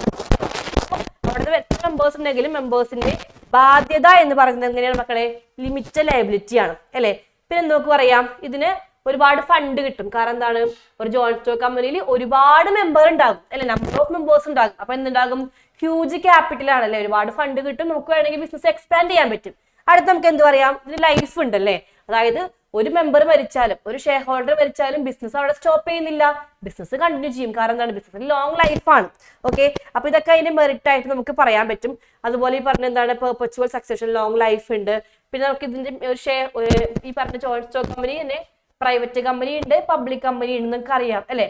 പബ്ലിക് കമ്പനി നമുക്ക് എന്ത് ചെയ്യാൻ പറ്റും, ഷെയർ ഈസി ആയിട്ട് എന്താണ് ട്രാൻസ്ഫർ ചെയ്യാൻ പറ്റും. അതൊക്കെ അതിന്റെ മെറിറ്റ് ആണ് കേട്ടോ. ഇനി ലിമിറ്റേഷനിലേക്ക് വരുമ്പോൾ ശ്രദ്ധിക്കാം, ഇത് തന്നെ പറയാം. ഫസ്റ്റ് എന്താണ്, ലിമിറ്റേഷനിലേക്ക് വരുമ്പോൾ കോംപ്ലക്സിറ്റി ഇൻ ഫോർമേഷൻ. ഓക്കെ, നോക്കാം. അതായത് നമുക്ക് ഫോം ചെയ്യാൻ ഒരു ജോയിന്റ് സ്റ്റോക്ക് കമ്പനി ഉണ്ടാക്കാനായിട്ട് കുറച്ച് ബുദ്ധിമുട്ടായിരിക്കും. ലിമിറ്റേഷൻ എന്തൊക്കെയാണ് സാർ ഇപ്പൊ കാണിച്ചു തരും, ജസ്റ്റ് ഒന്ന് നോട്ട് ചെയ്യാം കേട്ടോ. ലിമിറ്റേഷൻ നോക്കിയാൽ മക്കളെ, ഫസ്റ്റ് വരുന്നത് കോംപ്ലക്സിറ്റി ഇൻ ഫോർമേഷൻ. നമുക്ക് ജോയിന്റ് സ്റ്റോക്ക് കമ്പനി ഫോം ചെയ്യാൻ കുറച്ച് ബുദ്ധിമുട്ടാണ്, കുറച്ച് പ്രൊസീജിയർ അവിടെ ഉണ്ട്. അടുത്ത് എന്താണ്, സീക്രസി കുറവായിരിക്കും. കാരണം ഒരുപാട് ഷെയർ ഹോൾഡർ ഉണ്ട്, അവരെയൊക്കെ വിളിച്ച് കാര്യങ്ങൾ തീരുമാനിക്കുമ്പോൾ സീക്രട്ട് ആയിട്ട് കാര്യങ്ങളൊക്കെ പുറത്തു പോകാൻ ചാൻസ് ഉണ്ട്. പിന്നെ എന്താണ്, ജോയിന്റ് സ്റ്റോക്ക് കമ്പനിയുടെ എല്ലാ അക്കൗണ്ട്സും നമ്മൾ കമ്പനി ആക്ട് അനുസരിച്ച് പബ്ലിക്കിന് റിവീൽ ചെയ്യണം അല്ലെ. അപ്പൊ അത് സീക്രട്സ് നഷ്ടപ്പെടാൻ ചാൻസ് ഉണ്ട്. അടുത്ത് എന്താണ്, ന്യൂമറസ് റെഗുലേഷൻ. കമ്പനി ആക്ട് അനുസരിച്ച് ഒരുപാട് റെഗുലേഷൻസ് അവിടെ ഉണ്ട്. ഡിസിഷൻ എടുക്കാൻ വൈകും, കാരണം ഒന്നും രണ്ടും മെമ്പർ അല്ല, ഒരുപാട് മെമ്പർ ഉണ്ടാകും. അടുത്ത് എന്താണ്, ഈ പറഞ്ഞ മെമ്പേഴ്സിന്റെ ഇടയിൽ ചെറിയ കോൺഫ്ലിക്റ്റിന് ചാൻസ് ഉണ്ട്. കാരണം എന്താണ്, നമ്മൾ പറഞ്ഞു ബോർഡ് ഓഫ് ഡയറക്ടേഴ്സ് ആണ് കാര്യങ്ങൾ തീരുമാനിക്കുക. അപ്പൊ നിങ്ങൾ ഒന്ന് ആലോചിച്ച് നോക്കിയേ, ഒളിഗ്രാഫിക് മാനേജ്മെന്റ് ആയിരിക്കും. അതായത് ഒരുപാട് ഷെയർ ഹോൾഡർ ഉണ്ടായാലും കുറച്ച് ആളുകൾ എന്ത് ചെയ്യുള്ളൂ, കാര്യങ്ങൾ മാനേജ് ചെയ്യുള്ളൂ. അതൊരു ഒളിഗ്രാഫിക് മാനേജ്മെന്റ്. അപ്പൊ അതുകൊണ്ട് തന്നെ എന്തുണ്ടാകും, അവിടെ മെമ്പേഴ്സ് തമ്മിൽ കോൺഫ്ലിക്റ്റ് ഉണ്ടാകാനുള്ള ചാൻസ് ഉണ്ട്. അപ്പൊ ഇതൊക്കെയാണ് ലിമിറ്റേഷൻസ്. ലിമിറ്റേഷൻസ് നിങ്ങൾ 4 പോയിന്റ് പഠിച്ചു വെക്കും. അപ്പൊ നമ്മൾ ജോയിന്റ് സ്റ്റോക്ക് കമ്പനിയുടെ ഫീച്ചറും മെറിറ്റും ലിമിറ്റേഷൻസും വളരെ ഇമ്പോർട്ടന്റ് ആണ്. ഞാൻ നമ്മളിൽ പഠിക്കാൻ പോകുന്നത്, നമ്മൾ പറഞ്ഞു കമ്പനി തന്നെ 2 ടൈപ്പ് കമ്പനി ഉണ്ട്, പ്രൈവറ്റ് കമ്പനി ഉണ്ട്, പബ്ലിക് കമ്പനി ഉണ്ട്. എന്താണ് പ്രൈവറ്റ് കമ്പനി എന്നും പബ്ലിക് കമ്പനി എന്നും നോക്കാം. എന്താണ് പ്രൈവറ്റ് കമ്പനി നോക്കിയേ. പ്രൈവറ്റ് കമ്പനി എന്ന് പറയുമ്പോൾ അവിടെ മിനിമം എത്ര മെമ്പർ വേണം, മിനിമം 2 മെമ്പർ. മാക്സിമം എത്ര വേണം, മാക്സിമം 200 വരെ ആകാം. പബ്ലിക് കമ്പനി ആകുമ്പോഴോ മിനിമം 7 ആണ്, മാക്സിമം അവിടെ എത്ര മെമ്പർ വേണമെങ്കിലും ആകാം. റിലയൻസ്, മഹീന്ദ്ര, ഇൻഫോയ്സ് ഒക്കെ എന്താണ് ഈ പറഞ്ഞ പബ്ലിക് കമ്പനിയാണ്. എത്ര മെമ്പർ ഉണ്ടാവും, അവിടെ ഒരുപാട് മെമ്പർ ഉണ്ടാകും അല്ലെ. ഇനി പ്രത്യേകം ശ്രദ്ധിക്കുക, പ്രൈവറ്റ് കമ്പനി ആകുമ്പോൾ എന്തുണ്ടാകും, അതിന്റെ വേർഡ് പേരിന്റെ ലാസ്റ്റ് എന്തുണ്ടാകും, പ്രൈവറ്റ് ലിമിറ്റഡ് എന്ന് പറഞ്ഞ വേർഡ് ഉണ്ടാകും. Private limited. എന്റെ പേരുള്ള കമ്പനി ആണെങ്കിൽ എന്താണ്, മിജിത പ്രൈവറ്റ് ലിമിറ്റഡ്. വിന്നേഴ്സ് ആണെങ്കിൽ winners coaching private limited. Clear ആയില്ലേ. അപ്പൊ ഇതേപോലെ ഒരു പ്രൈവറ്റ് കമ്പനി ആണെങ്കിൽ അതിന്റെ പേരിന്റെ ലാസ്റ്റ് പ്രൈവറ്റ് ലിമിറ്റഡ് അല്ലെങ്കിൽ പി ലിമിറ്റഡ് എന്നൊക്കെ പറഞ്ഞതുണ്ടായിരിക്കും, ഒരു വേർഡ് ഉണ്ടായിരിക്കും. ഇനി പബ്ലിക് കമ്പനി ആണെങ്കിലോ ലിമിറ്റഡ് എന്ന് മാത്രമേ ഉള്ളൂ കേട്ടോ. നെക്സ്റ്റ് പ്രോസ്പെക്ടസ് നമുക്കറിയാലോ. എന്താ പ്രോസ്പെക്ടസ്? നമ്മൾ ഈ പറഞ്ഞ ഷെയർ മേടിക്കാനായിട്ട് പബ്ലിക്കിനെ ഇൻവൈറ്റ് ചെയ്യുന്ന ഡോക്യുമെന്റാണ് പ്രോസ്പെക്ടസ് അല്ലെ. അപ്പൊ പ്രോസ്പെക്ടസ് നമുക്ക് എവിടെ വേണ്ട? പ്രൈവറ്റ് കമ്പനിയിൽ വേണ്ട. കാരണം പ്രൈവറ്റ് കമ്പനിയിൽ നമ്മൾ എന്ത് ചെയ്യുന്നില്ല? പുറത്തുനിന്ന് ആളുകളെ ഷെയർ മേടിക്കാൻ വേണ്ടി ക്ഷണിക്കുന്നില്ല. പക്ഷെ പബ്ലിക് കമ്പനിക്ക് എന്ത് വേണം? ഒരുപാട് ഷെയർ ഹോൾഡർ വേണ്ടേ? അപ്പൊ എന്താണ്? അവിടെ പ്രോസ്പെക്ടസ് നമുക്ക് ഇഷ്യൂ ചെയ്യാൻ പറ്റുന്നുണ്ട്. ഇനി നമ്മൾ ഓൾറെഡി പറഞ്ഞു പ്രൈവറ്റ് കമ്പനിയിൽ വരുന്ന ഷെയർ ഹോൾഡറുടെ ഷെയർസ് നമുക്ക് ഈസി ആയിട്ട് ട്രാൻസ്ഫർ ചെയ്യാൻ പറ്റത്തില്ല. പക്ഷെ പബ്ലിക് കമ്പനിയിലാണെങ്കിലോ ഷെയർസ് ഈസി ആയിട്ട് ട്രാൻസ്ഫർ ചെയ്യാനായിട്ട് പറ്റും. ഇനി പ്രൈവറ്റ് കമ്പനിയിൽ മിനിമം 2 ഡയറക്ടേഴ്സ് മതി. പബ്ലിക്കിലേക്ക് വരുമ്പോൾ എത്രയാകും? മിനിമം 3 ഡയറക്ടേഴ്സ് ആണ്. ക്ലിയർ അല്ലേ മക്കളെ? അപ്പൊ ശ്രദ്ധിക്കുക, നമ്മൾ ഇതിൽ ഒരുപാട് ഫോംസ് പഠിച്ചു. ഓക്കെ, അപ്പൊ ഈ ഒരുപാട് ഫോംസ് പഠിച്ചിട്ടുണ്ട്. അപ്പൊ നിങ്ങളോട് ചിലപ്പോൾ എസ് എ ആയിട്ട് ചോദിക്കും, എന്താണ് ജോയിന്റ് സ്റ്റോക്ക് കമ്പനി, അല്ലെങ്കിൽ എന്താണ് ഈ പറഞ്ഞ കോർപ്പറേറ്റ് സൊസൈറ്റി, അല്ലെങ്കിൽ എന്താണ് പാർട്ട്ണർഷിപ്പ് എന്നൊക്കെ എസ് ചോദിക്കാൻ ചാൻസ് ഉണ്ട്. അപ്പൊ നിങ്ങൾ ചോദിക്കുമ്പോൾ എസ് എക്ക് വേണ്ടിയിട്ട് എങ്ങനെയാണ് പ്രിപ്പറേഷൻ മിസ് ഒന്ന് പറഞ്ഞു തരാം. ജസ്റ്റ് ഒന്ന് നോട്ട് ചെയ്യാം കേട്ടോ. ജോയിന്റ് സ്റ്റോക്ക് കമ്പനിയുടെ എസ് പറയുകയാണെങ്കിൽ ഫസ്റ്റ് നിങ്ങൾ എന്ത് ചെയ്താ? എന്താണ് ജോയിന്റ് സ്റ്റോക്ക് കമ്പനി എന്ന് എഴുതാം. ക്ലിയർ ആയില്ലേ? ഇൻട്രൊഡക്ഷൻ പാർട്ടായിട്ട് എന്താ ജോയിന്റ് സ്റ്റോക്ക് കമ്പനി എന്ന് എഴുതാം. എന്നിട്ട് അതിന്റെ ഫീച്ചർ എന്തൊക്കെയാണ് എഴുതി വെക്കുക. ദെൻ ഫീച്ചറൊക്കെ നന്നായിട്ട് എക്സ്പ്ലെയിൻ ചെയ്യുക, അണ്ടർലൈൻ ചെയ്തൊക്കെ ഹൈലൈറ്റ് ചെയ്യുക. ദെൻ അതിന്റെ മെറിറ്റും ഡിമെറിറ്റും ഒക്കെ നിങ്ങൾ കാണിച്ചു കൊടുക്കാം. അപ്പൊ ഇതേപോലെ ഏതൊരു എസ്സേക്കും ഒരു ഇൻട്രൊഡക്ഷൻ പാർട്ട് വേണം. കണ്ടന്റ് നല്ല അടിപൊളിയായിട്ട് അവതരിപ്പിക്കുക. ദെൻ ലാസ്റ്റ് ഒരു ഇൻട്രൊഡക്ഷൻ, ലാസ്റ്റ് ഒരു എന്താണ് കൺക്ലൂഷൻ പാർട്ട് വേണം. ലാസ്റ്റ് എന്ത് ചെയ്താൽ ജോയിന്റ് സ്റ്റോക്ക് കമ്പനി എന്ന് പറയുമ്പോൾ നമ്മൾ ഈ പറഞ്ഞ പോലെ ലൈവ് ലിമിറ്റഡ് ആണ്, ഒരുപാട് മെമ്പേഴ്സ് ഉണ്ട്, അപ്പൊ നല്ലൊരു ഫോം ആണെന്നൊക്കെ പറഞ്ഞ് നിങ്ങളുടേതായ ലാംഗ്വേജിൽ ഒരു കൺക്ലൂഷൻ പാർട്ട് കൂടെ നിങ്ങൾ ആഡ് ചെയ്യുക. അപ്പൊ നമ്മൾ എസ്സേക്ക് എന്താണ് ഒരു പൂർണ്ണത വരും, നിങ്ങൾക്ക് നന്നായിട്ടും സ്കോറും കിട്ടും. അതേപോലെ പാർട്ട്ണർഷിപ്പ് ആണെങ്കിലും എന്താണ് പാർട്ട്ണർഷിപ്പ് എഴുതുക, അതിന്റെ ആക്ട് ഒക്കെ സ്പെസിഫൈ ചെയ്ത് കാണിക്കുക, അതിന്റെ ഫീച്ചർ കാണിക്കുക, മെറിറ്റും ഡിമെറിറ്റും കാണിച്ചു കൊടുക്കുക. അതുപോലെ സോൾ പ്രൊപ്പറേഷൻഷിപ്പ് ആണെങ്കിലും പ്രത്യേകം ശ്രദ്ധിക്കുക, ഈ 3 ഫോമിലും ഒരുപാട് വ്യക്തികൾ വരുന്നുണ്ട്. ഇപ്പൊ സോൾ പ്രൊപ്പറേഷൻഷിപ്പ് ആണെങ്കിൽ എന്താ പറയാ? സോൾ ട്രേഡർ എന്ന് പറയും. പാർട്ട്ണർഷിപ്പിൽ മെമ്പർ എന്താ വിളിക്കുക? പാർട്ട്ണർ എന്ന് വിളിക്കും. ജോയിന്റ് ഹിന്ദു ഫാമിലി ബിസിനസ് ആണെങ്കിൽ കോ പാർട്ട്നേഴ്സും ഉണ്ട്, കർത്തേവ് ഉണ്ട്. ഇനി ഈ പറഞ്ഞ സൊസൈറ്റി ആണെങ്കിലോ മെമ്പേഴ്സ് ആണ്. ജോയിന്റ് സ്റ്റോക്ക് കമ്പനി ആണെങ്കിലോ ഷെയർ ഹോൾഡർ ആണ്. അപ്പൊ ചിലപ്പോൾ ഇങ്ങനെയൊക്കെ ചിലപ്പോൾ മാച്ച് ദ ഫോളോയിങ് ചോദിക്കാൻ ചാൻസ് ഉണ്ട്. ഇവിടെ വരുന്ന വ്യക്തികളുടെ ഇൻസ്റ്റിറ്റ്യൂഷൻ റൺ ചെയ്യുന്ന വ്യക്തികളുടെ പേരും ഈ ഫോംസിന്റെ പേരും ക്ലിയർ ആയിട്ട് പഠിച്ചു വെക്കുക. പിന്നെ ലയബിലിറ്റി ക്ലിയർ ആയിട്ട് പഠിക്കുക. ലയബിലിറ്റി അൺലിമിറ്റഡ് ആയത് എവിടെയൊക്കെയാണ്?